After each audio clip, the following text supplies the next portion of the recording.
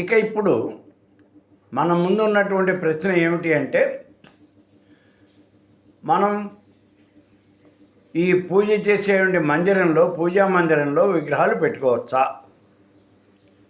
పెట్టుకోవచ్చు.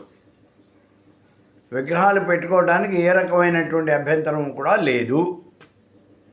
ఇది మొట్టమొదటిది. మనకు వచ్చే అనుమానం ఏమిటి అంటే, ఎంత సైజులో ఉన్నటువంటి విగ్రహాలను మనం పెట్టుకోవాలి.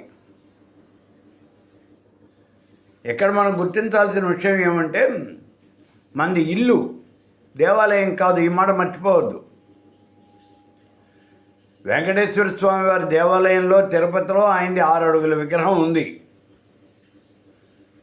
అలానే మనం కూడా ఇంట్లో 6 అడుగుల విగ్రహం తెచ్చుకుంటే, 6 అడుగులు ఉన్నటువంటి విగ్రహాన్ని పెట్టుకుంటే, అక్కడ ఆయనకి ఎన్ని రకాలైనటువంటి సేవలు చేస్తున్నారో అన్ని రకాల సేవలు మనం కూడా ఇక్కడ చేయగలగాలి. మనం చేయగలమా? లేదు.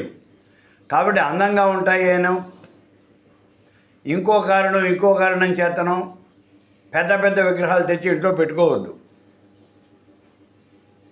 పెట్టుకుంటే దానికి పూజలు, అర్చనలు, ఆరాధనలు ఇవన్నీ కూడా ఎక్కువ చేయాల్సి వస్తుంది.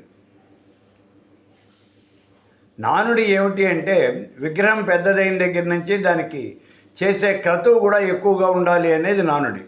అలాగే మనం చేసే నివేదన కూడా ఎక్కువగా ఉండాలి అని. మన ఇంట్లో మనం తినేటటువంటి, మనం వండుకున్నటువంటి ఆహారం మాత్రమే నివేదన చేయగలుగుతాం. అంతకన్నా ఇంకెక్కడ చేస్తాం మనం?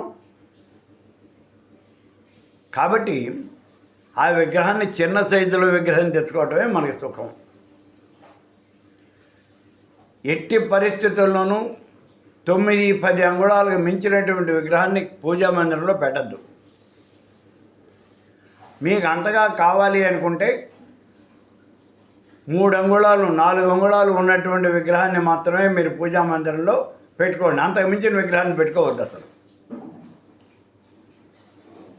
మీరు 10 అంగుళాల విగ్రహం పెడితే దాన్ని మళ్ళీ అలంకారం చేయాల్సి వస్తుంది, నివేదన పెరుగుతుంది.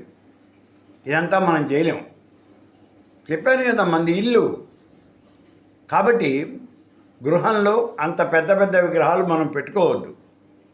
ఎక్కడైనా ఆశ్రమంలోనూ, మఠంలోనూ, దేవాలయంలోనూ మీరు పెద్ద పెద్ద విగ్రహాలు పెట్టండి. ఈ మాట మొత్తం గుర్తుంచుకోండి. ఇంట్లో మాత్రం చాలా చిన్నవైనటువంటి విగ్రహాలే పెట్టుకోండి. అసలు ఉత్తమమైనటువంటి పద్ధతి ఏమిటి అంటే, విగ్రహం లేకుండా ఉండటం.